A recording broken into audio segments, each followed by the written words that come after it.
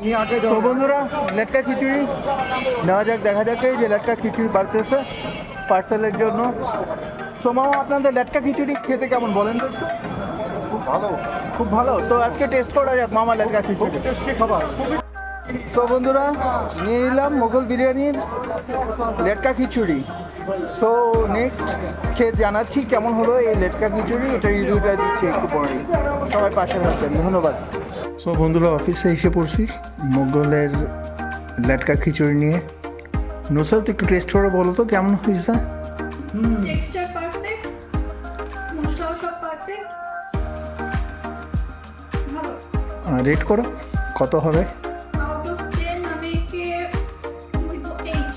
লবণটা আমার কাছে একটু কম মনে হচ্ছে, বাকিগুলো মানে গ্রেভি ভাবটা সবচেয়ে সুন্দর লাগছে, একদম পাতলাও না ঘনও না, সব মিলে ওভারঅল ঠিক আছে। লবণ একটু কম আছে। মাটির চুলায় রান্না করলে যে ফ্লেভারটা আসে, ফ্লেভার। ওকে।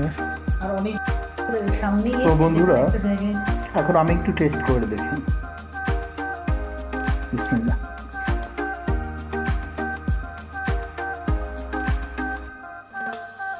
আসলে খুব মজা। তো আজকে লেটকা খিচুড়িতে আমি দিচ্ছি 7 আউট অফ 10। সো বন্ধুরা খাই দেয় নেক্সট ভিডিওতে। আপনাদের অগ্রিম শুভেচ্ছা রইল। আসবেন, লাইক ফলো শেয়ার দিয়ে পাশে থাকবেন। ধন্যবাদ।